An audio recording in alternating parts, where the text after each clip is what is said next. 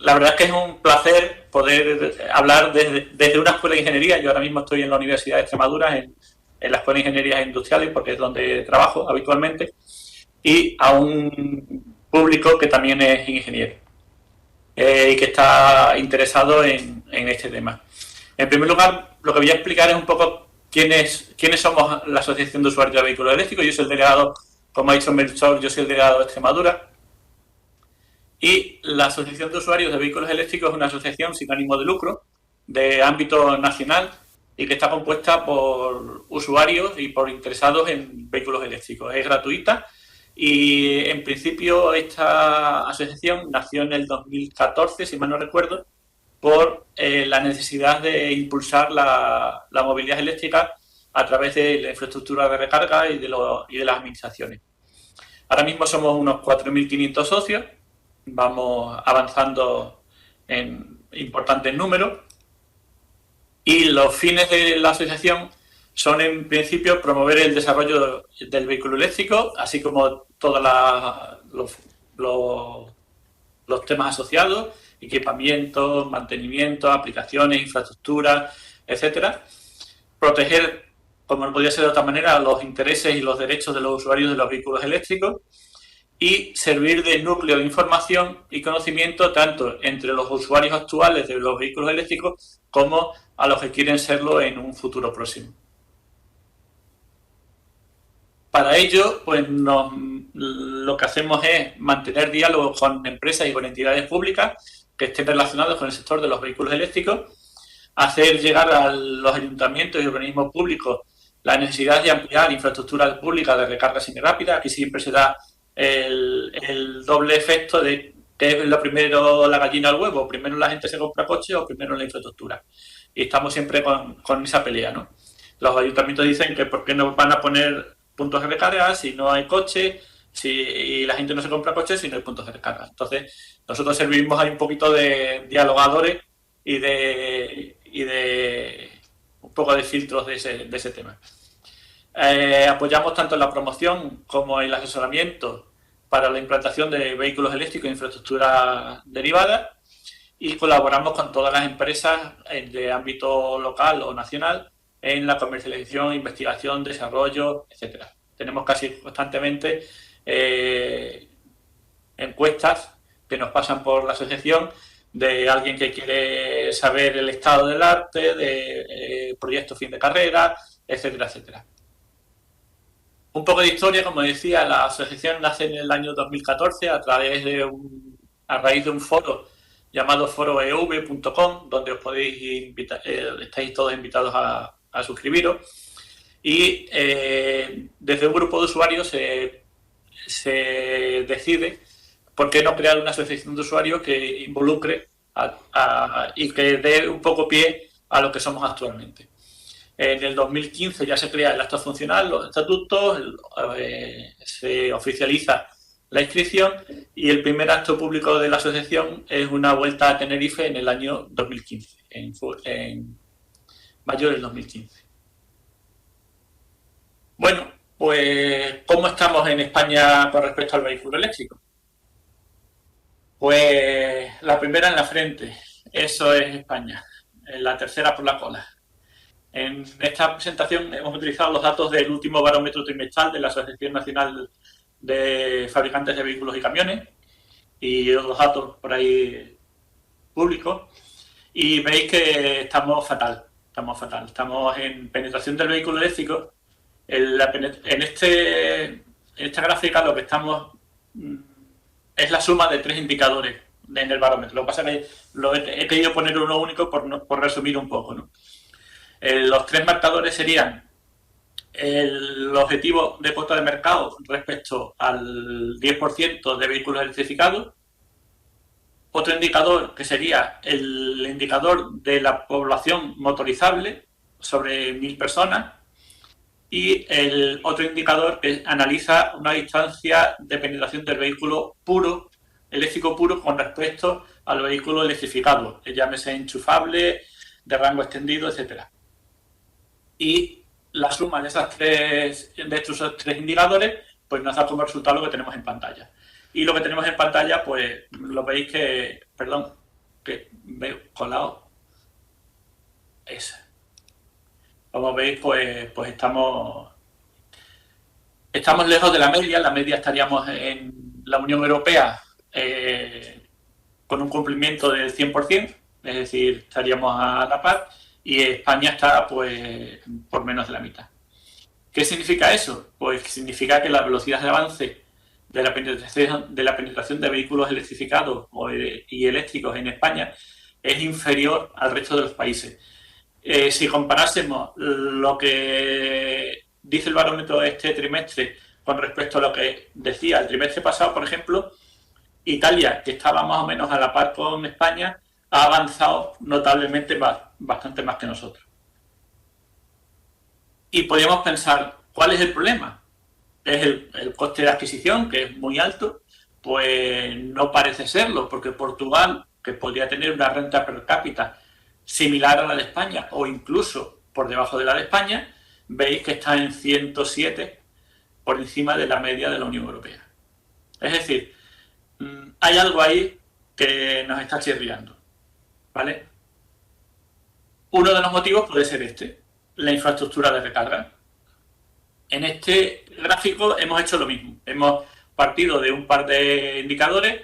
Uno es el objetivo de 3 puntos de recarga y medio más o menos por cada 1000 personas en edad motorizable, y los puntos de recarga rápida, un punto por cada 1000 personas en edad motorizable. Y estamos, pues como veis, igual que en el caso anterior, muy por debajo de aproximadamente a la mitad de la infraestructura de carga que necesitaríamos. Y el problema no es que estemos ahí, sino que eso es una losa que poco a poco se va siendo cada vez más pesada y que cada vez nos vamos quedando más atrás, ¿vale?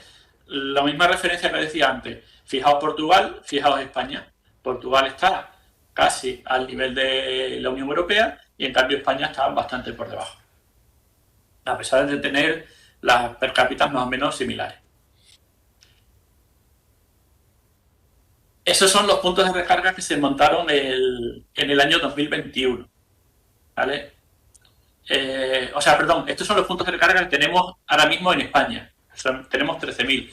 El año pasado se montaron sobre 700 puntos de recarga, 709, y a lo largo de este año ya se han instalado 4.800. Es decir, vamos con un crecimiento alto, pero todavía inferior al que necesitaríamos para compasar al número de ventas de vehículos. Si además el número de ventas de vehículos es bajo, si aumentásemos ese número de ventas de vehículos, deberíamos aumentar en mayor proporción todavía la instalación de puntos de recarga. Y además, el problema no es que tengamos esos 13.400 puntos de recarga, sino que esos puntos de recarga, de esos casi 14.000, 13.500, solamente 900, alrededor de 1.000, podríamos redondear, solamente son puntos entre 50 y 150 kilovatios, que son los que realmente se necesitan para viajar. Como bien ha dicho Melchor, yo, por ejemplo, que tengo un vehículo desde el año 2010, pues, y que tengo una autonomía media de sobre 120 kilómetros, pues no me planteo irme a Barcelona o irme a cualquier otro lado, porque conozco las limitaciones que tiene mi coche. Si yo tuviese estos puntos de recarga, me podría aventurar a hacer viajes un poquito más largos, pero debido a estas limitaciones y a cosas que hablaremos después, falta de mantenimiento, etcétera, etcétera, pues tenemos las limitaciones de recarga que tenemos. Esos son los puntos de recarga media, es decir, entre 150 y 250 kilovatios. Ya estamos en números por debajo de los 2 dígitos. 2, 1, 2, en Galicia no hay ninguno, en Asturias no hay ninguno, País Vasco por aquí no hay ninguno. O sea, veis que en el último trimestre de estos 17 se han instalado 10. O sea, partimos de unos menos pero bajos y seguimos de la misma manera. Puntos de más de 250. Fijaos que el mercado está tendiendo a instalar más puntos de 250 que de 150 y 200. Prácticamente el coste de instalación es el mismo y en cambio son mucho más versátiles y mucho más ágiles en la recarga. Como también, como ha explicado Melchor, la batería de los vehículos, por una demanda de mayor autonomía, va aumentando, se hace necesario también mayor potencia de recarga para alimentar esos vehículos que ya vienen rondando los 60, 100 kilovatios hora de batería. ¿Vale? Pero el problema es este. Esto es, las rayitas rojas son 100 kilómetros en vías A66, A1, A2, etcétera, que todas esas rayitas rojas indican que esos recorridos son de más de 100 kilómetros sin un cargador de alta potencia. Es decir, tenemos esas limitaciones que nos impiden el hacer los viajes largos, que es lo que la gente quiere hacer con un vehículo eléctrico. La gente quiere hacer con un vehículo eléctrico lo mismo que hace con su coche actual de gasolina. Y ahora mismo tenemos las limitaciones de que no hay puntos de recarga. ¿Qué es lo que pasa? Que en Madrid, por ejemplo, tenemos 16 puntos de recarga, pero los 16 puntos de recarga valen para Madrid, pero no vale para una persona que venga de no sé dónde hasta Madrid. Si no puede llegar, ¿de qué le valen los 16 puntos? Entonces, muchas veces se acumulan puntos en sitios donde no son imprescindibles y en cambio en las vías se olvida un poco de la instalación de estos puntos de recarga. Un poco por lo que hemos visto, voy a ir un poco más rápido porque ya lo ha contado Melchor, qué papel tiene el vehículo eléctrico en la lucha contra el cambio climático. A mí me gusta mucho poner esta foto. Esta foto es probablemente la fotografía más simbólica que tiene el ser humano como especie. Esta fue tomada en el Apolo 8, en 1968, por Bill Anders, y se trata de la primera fotografía del planeta Tierra desde la Luna, y en la primera que se aprecia todo el globo en color. Hace unos días, el día 22 de abril, fue el Día Internacional de la Madre Tierra, y me gusta recordar con esta foto el dicho ese que dice que madre no hay más que una, que deberíamos cuidarla.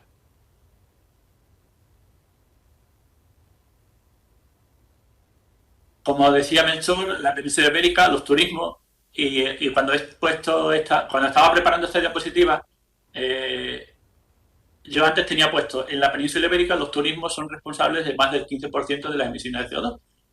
Pero debido a que vamos avanzando, lentamente, pero vamos avanzando, al final he tenido que poner entre paréntesis el no cero emisiones. En la península ibérica, los turismos no cero emisiones son responsables del más del 15% de las emisiones. Porque, como hemos visto con Melchor, los turismos cero emisiones no son responsables del 15%. Podrían ser responsables del 1%, del 2% como mucho. Y este es un ejemplo muy claro de lo que ha hablado Melchor y de lo que estábamos hablando. La foto de la izquierda, es una foto de Madrid un día cualquiera, y la foto de la derecha es durante la pandemia. ¿Cuál es la diferencia? La falta de recorrido de vehículos motorizados en vía pública. Si nuestros coches fuesen eléctricos, el cielo que tendríamos sería siempre el de la derecha. Y si nuestra movilidad fuese eléctrica, el cielo que tendríamos es el de la derecha. La pandemia no solamente nos ha dado la oportunidad de ver la reducción de contaminaciones. Barcelona redujo un 83% su contaminación. Castellón un 50%, Madrid un 56%, Alicante, Bilbao, todas esas ciudades donde se midió la contaminación antes y después, climatológicamente, se beneficiaron muchísimo de la pandemia. La pandemia ha sido una cosa negativa y es una cosa negativa, pero también podemos ver su lado positivo. Como decía Melchor, la movilidad eléctrica es una de las medidas para evitar este cambio climático. No es la medida fundamental. Ya veíamos con Melchor que aproximadamente el 50% o el 20 y tantos por ciento es debido a la movilidad no sostenible, pero si hiciésemos estos cambios, pues tendríamos mejoras medioambientales, mejoras sociales, mejoras económicas, etcétera. ¿Vale? Voy rapidito, ya vamos a acabar pronto. Por eso es importante asociarse, por ejemplo, en España no tenemos muy claro lo de las asociaciones, en Estados Unidos, por ejemplo, sí, es una de las pocas cosas que les envidio.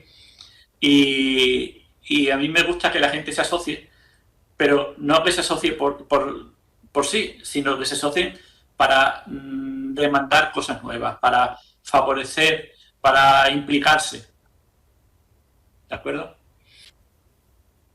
¿Qué se puede hacer? ¿Qué medidas son las que deberíamos tomar? Bueno, pues en principio lo primero que deberíamos hacer es, y ya se ha visto un poco en la rueda de la presentación, es aprobar un despliegue de infraestructuras de recarga de acceso público que esté calendarizado por años y por potencias a lo largo del territorio nacional. En vez de sacar un plan, no sé qué, lo llamamos MOVES o REMOVES o lo que sea, pues decir, vamos a subvencionar un punto en tal sitio, otro punto en tal sitio, otro punto en tal sitio, otro punto en tal sitio.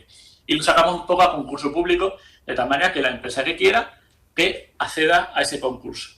Y se monte por años y por potencia, y de esa manera quedaría cubierto todo el territorio nacional. Eso es lo que ha hecho, por ejemplo, Portugal. Portugal tiene una única red de recarga, no tiene infinitas redes de recarga, y es, al tener una sola red nacional, todos los puntos, tanto lentos como rápidos, semirápidos y todos los que se instalan en el futuro, funcionan con la misma aplicación, con la misma tarjeta, con el mismo token, etcétera. Es necesario también actuar sobre e incrementar el punto de recarga de acceso público interurbano, porque como hemos dicho, lo importante no es que yo tenga un punto en mi ciudad, que no me vale casi de nada, porque yo voy a salir con el coche cargado todas las noches. Lo importante es que yo pueda ir a una ciudad cercana y pueda tener el punto de recarga allí para poder ir y para poder volver. Y que se incentive, que eso ya es lo que decía en el primer punto, el despliegue en autopistas y autovías de tal manera que se permita el viaje. Y para ello, uno de los principales medios es que la propia administración pública dote de servicios de movilidad eléctrica a sus usuarios. Aquí, por ejemplo, en Badajoz se hizo una compra de más de 200 vehículos en la Diputación de Badajoz, y la verdad es que ha dado un resultado fenomenal y la gente está súper contenta y los ayuntamientos están encantados. Luego, recomendar a las entidades locales que se pueda desarrollar o simplificar el marco regulatorio para el despliegue de la infraestructura de recarga. Es decir, no tiene mucho sentido que se tarde un año y pico en montar un punto de recarga, cuando es relativamente sencillo, y entonces hay que simplificar los trámites administrativos, tanto a nivel local como a nivel nacional. Hay que fomentar lo último que decía Melchor, la infraestructura de recarga inteligente, de tal manera que se pueda discriminar tiempos de carga, periodos de carga, vehículo a la red, recargar vehículos a red, recargas inversas, etcétera. Es indispensable, y Portugal ya lo tiene y es un ejemplo, y por eso Portugal está 2-3 puntos por encima de España, un registro único y público de todos los puntos de recarga de acceso público. Pero no solamente un registro único y público, sino que todos esos puntos se puedan validar con un único elemento, una tarjeta, un token, una aplicación. No tiene mucho sentido que nosotros vayamos a una frutería y para comprar tomates tengamos una tarjeta, para comprar pepinos tengamos otra tarjeta y para comprar melones tengamos otra tarjeta. Eso es lo que está pasando actualmente en España. Que nosotros vamos a un viaje en un vehículo eléctrico y tenemos que tener la tarjeta de Valladolid por si vamos a Valladolid, la tarjeta de Madrid por si vamos a Madrid, la tarjeta de Valencia por si vamos a Valencia, y además la del pueblo que está en medio por si acaso. No tiene sentido. Estamos en el siglo XXI y estas cosas ya no tienen sentido. Y por último, es obligado, o debería ser de obligado cumplimiento, el mantenimiento de los puntos de recarga de acceso público. Porque a los usuarios de vehículos eléctricos lo que hacemos es una planificación, como la que os ha enseñado Melchor, y decimos, bueno, pues nos vamos a parar en tal punto y tal punto. ¿Y cuál es el problema que podremos tener? Que lleguemos a ese punto y ese punto no funcione. Y es preferible no tener ese punto a tener ese punto, a llegar a ese punto y que ese punto no funcione. Porque el llegar y que ese punto no funcione, o esté ocupado, o esté vandalizado, etcétera, implica muchas veces tener que llamar a una grúa para irte con el coche, para que te lleven el coche. Mientras que si tú tienes la seguridad de que ese punto está funcionando, puedes hacer una reserva previa antes de llegar, etcétera, etcétera. Entonces es imprescindible que haya un mantenimiento y que haya una calidad del servicio en los estos. Bueno, pues esta ha sido mi exposición, espero que os haya gustado y luego al final de las charlas tendremos las preguntas. Muchísimas gracias a todos y para lo que necesitéis estamos en la Asociación de Usuarios de Vehículos Eléctricos.